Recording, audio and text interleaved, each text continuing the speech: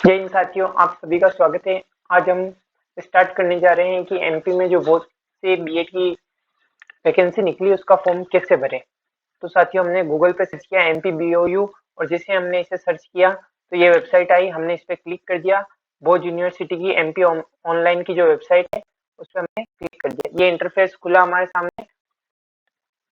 इस तरह का इंटरफेस आया। हमने उसके अंदर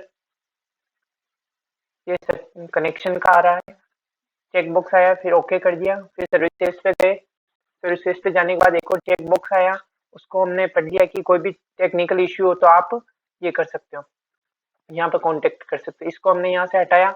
उसके बाद हमें apply for BEd entrance exam, इसके सामने यहाँ पर एक्शन वाले बटन पे दबाया। जैसे यहाँ क्लिक किया हमारे पास वेबसाइट खुल गई। उसके बाद जो जो पूछे जा रहा है हम भरे जाते हैं। देखिए साथियों, सबसे पहले हमने बीएड के लिए अप्लाई किया है तो हम क्लिक कर देंगे। बीएड पे क्लिक करने के बाद इसकी ये पात्रता की शर्तें बताएगा कि आपको ग्रेजुएशन वगैरह होना चाहिए, ये चीजें होनी चाहिए। तो ये सब आपको पढ़ लेना है। उसके बाद एक चीज और ध्यान रखनी है, कोई भी डॉक्यूमेंट अपलोड नहीं करना, ये यहाँ लिखा हुआ। उसके बाद चुने गए कोर्स की पात्रता रखते हैं तो हम रखते, तभी हम फॉर्म भर रहे। सबमिट किया, ये पूछेगा आप श्योर है, यस, ओके पे। उसके बाद ये चेक हमारे सामने फॉर्म खुलता है। सबसे पहले एग्जाम सेंटर सिलेक्ट कीजिए। परिवर्तन किया जा सकता है, उसका एक शर्त 50 बच्चों वाली जो नोटिफिकेशन में लिखी हुई है। मीडियम कौन सा है, तो हिंदी मीडियम। उसके बाद हम आगे चलते हैं। जैसे किसी का नाम लिख देते हैं हम, रमन कुमार। रमन कुमार लिख दिया। उसके बाद फादर्स नेम लिख देते हैं हम। इसके अंदर जैसे हमने लिख दिया राज, हमने फादर्स नेम लिख दिया। उसके बाद हमने उसकी माता का नाम लिख दिया राधा, राधा लिख दिया यहाँ पर। उसके बाद डीओबी, हमने उसकी डीओबी यहाँ से क्लिक करना है। कोई भी जैसे बच्चा है जो अप्लीकेंट है उसकी डीओबी लिखनी है। 2000 में जनवरी 2000, 3 जनवरी 2000 कर दिया। जेंडर क्या है, वो मेल है या फीमेल है, उसका सिलेक्ट कर लिया। उसके बाद हम आगे चले तो ये जैसे साइट लोड होगी। उसके बाद कैटेगरी कौन सी है, तो जैसे ओबीसी है तो ओबीसी कर दिया। हर बार ये साइट लोड होगी तो ये ध्यान रखिएगा, चिंतित होने की आवश्यकता नहीं है। स्पेशल कैटेगरी कोई नहीं है तो हमने कर दिया नॉन, या आप जो भी है इसमें से पढ़ के अपने जो लागू होती है वो कर सकते हैं। फाइनेंशियल इनकम बढ़ती है, जैसे 3 लाख रुपए किसी की होती है जनरली, इतनी इनकम। रिलीजन हमने कर दिया है, जैसे इनकम वाला किया ये साइट वापस रिफ्रेश होगी और रिलीजन में हमने हिंदू रिलीजन कर दिया। उसके बाद मैरिटल स्टेटस, जो अनमेरिड है अनमेरिड, और जो मैरिड है वो मैरिड कर देगा। उसके बाद जैसे हम आगे चलते हैं तो क्या आप एमपी के मूल निवासी है, नहीं, हम एमपी के मूल निवासी नहीं है। आप इंडियन है, यस, हम इंडियन है। एरिया कौन सा है, तो रूरल एरिया से हम। एम्प्लॉयमेंट अनएम्प्लॉयमेंट, तो एम्प्लॉयड है हम। एम्प्लॉयमेंट टाइप, तो गवर्नमेंट एम्प्लॉय है। उसके बाद हाउस नंबर, हाउस नंबर यहाँ पे लिख दिया हमने 23। यहाँ पे पोस्ट ऑफिस लिख दिया हमने जयपुर। उसके बाद सिटी तहसील भी हम लिख देंगे जयपुर। और उसके बाद स्टेट को, तो जयपुर हम राजस्थान सर्च कर लेंगे यहाँ से। जो भी आपका रेफरेंस स्टेट हो वो आप लिख सकते हैं।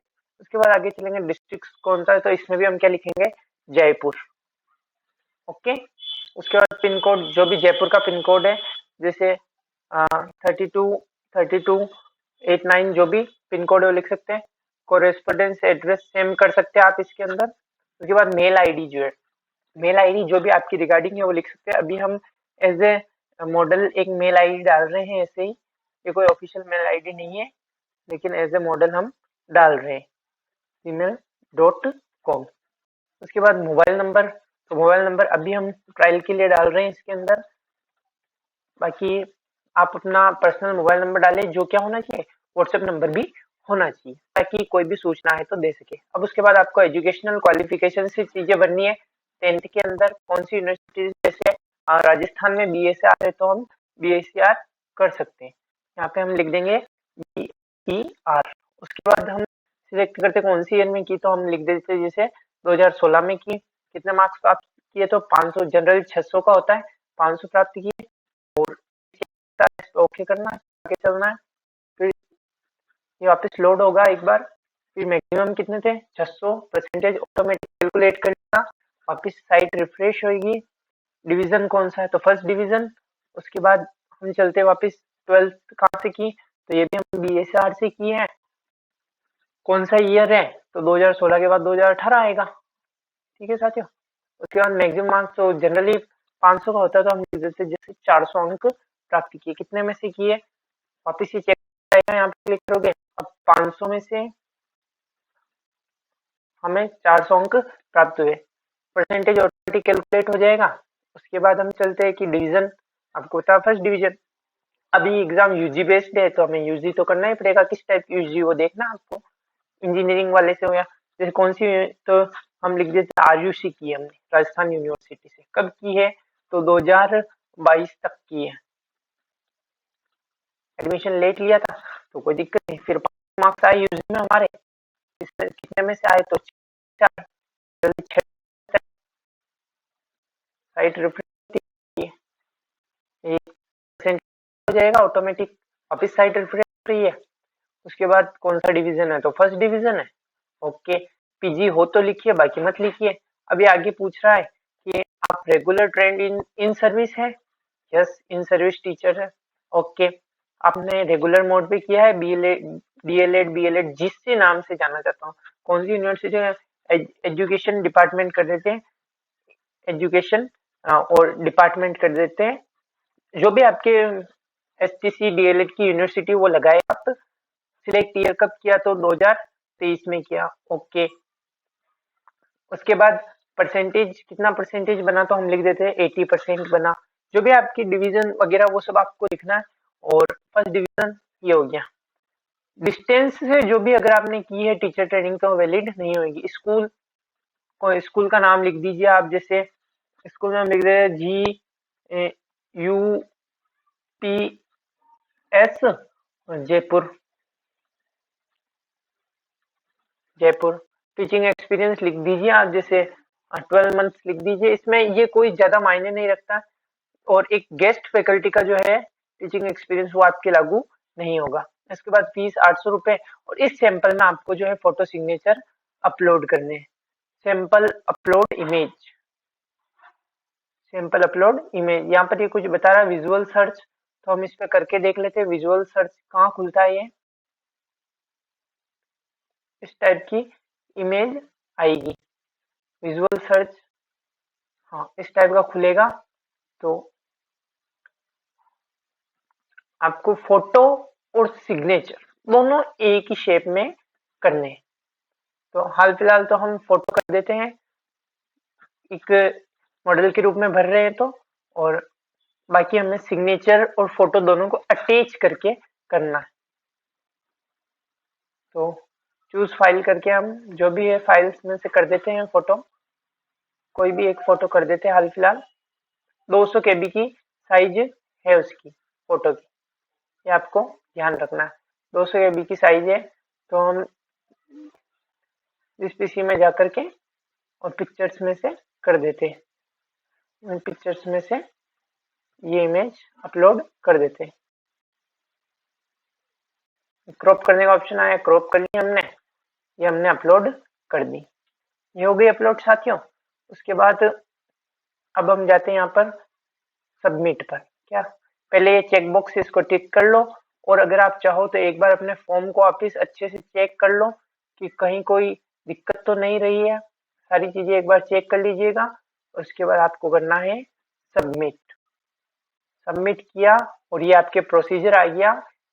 800 रुपए तो एग्जाम फीस है, 50 रुपए पोर्टल फीस है, टोटल 850 रुपए। और पेमेंट मोड चालान आईडी। अब पेमेंट कैसे करना है, ये आपका एग्जाम फॉर्म आ गया इस टाइप का भरा हुआ, जिसमें आपको चीजें देख लेनी है कि आपके नेम वगैरह DOB वगैरह सब कुछ सही है या नहीं है। उसके बाद आपको फोटो सिग्नेचर देख लेना है, आपका एड्रेस देख लेना, मोबाइल नंबर वगैरह देख लेना है, आपकी एजुकेशनल डिटेल्स जो भी आपने भरी है उसको एक बार आपको रीचेक जरूर करना है। यहाँ से आप चाहे तो प्रिंट कर सकते हैं और सेव कर सकते हैं। पहले हम इसको प्रिंट कर लेते हैं ताकि बाद में कोई दिक्कत नहीं हो, और आप PC से प्रिंट भी दे सकते हैं और आप PDF as a PDF save भी कर सकते हैं। दोनों ही ऑप्शन है आपके पास, आप कुछ भी ऑप्शन अपना कर इसको कंप्लीट कर सकते हैं। ये जैसे ये खुल चुका है, ये हमारा ये रिसिप्ट वगैरह है पूरा फॉर्म, तो हम इसको सेव कर रहे हैं अभी। जैसे हमने इसको सेव कर लिया, यहाँ पर पेड फीस है अभी, ओके ये सेव। अब हमें प्रोसीड टू पेमेंट करना है। कहाँ जाना है साथियों? Proceed to payment. अब हम जैसे जाएंगे प्रोसीड टू पेमेंट, तो हमारे पास आ जाएगा ये पेमेंट का ऑप्शन, साइट लोड हो रही है। अब किस किस तरीके से हम पेमेंट कर सकते हैं उसके बारे में बताया है साथियों। नेट बैंकिंग से कर सकते हो, क्रेडिट कार्ड डेबिट कार्ड से कर सकते हो, यूपीआई से कर सकते हो, वॉलेट से कर सकते हो। नेट बैंकिंग एसबीआई अकाउंट कर रहा है तो कोई ट्रांजेक्शन फीस नहीं है, और बाकी अदर जो भी बैंक है उनके लिए ट्रांजेक्शन फीस है। ज़्यादा बढ़िया जो ई मित्रा वाले हैं वो पेटीएम वगैरह एचडीएफसी के बैंक, इससे भी कर सकते हो। और सबसे बेस्ट है यूपीआई, पेटीएम और किसी से भी कर सकते हो आप। यूपीआई में पेटीएम वगैरह पे गवर्नमेंट एनडीएमएल फॉर गवर्नमेंट इंडिया, बहुत सारे तरीके। वॉलेट पेटीएम का, यहाँ शायद फोन पे और गूगल पे ऑप्शन नहीं है, सिर्फ पेटीएम ही ऑप्शन है। आप किसी से भी जाकर के पेमेंट कर सकते हो। जैसे हम यहाँ पर क्लिक कर देते हैं, जैसे कि इससे हम डेबिट कार्ड से हम पेमेंट, ट्रांजेक्शन आईडी आ जाएगी, ये नोट डाउन कर लेंगे और उसके बाद ये चीजें खुलेगी। ऑनलाइन का पोर्टल, जो भी डिटेल है वो आप भर दीजिए और मेक पेमेंट पे ओके कर दीजिए। अभी हम केवल एक मॉडल फॉर्म भर रहे थे, पेमेंट की प्रोसीजर वैसे भी ई मित्रा वाले बता देंगे और उन्हीं के कार्ड से होता है। आप नेट बैंकिंग वगैरह क्रेडिट कार्ड किसी से भी कर सकते हैं, एसबीआई के किसी से भी आप कर सकते हो। 850 रुपये इसकी फीस होने वाली है, 861 रुपये ट्रांजेक्शन चार्ज लगता है, 10 रुपये के समथिंग। लॉगिन आईडी पासवर्ड डालो या योनो बिजनेस, आपके पास जो भी हो उनमें दोनों में से किसी से भी करके और आप पेमेंट कर सकते हैं। तो इस तरह हमने जो है ये फॉर्म वाला पूरा कर दिया है।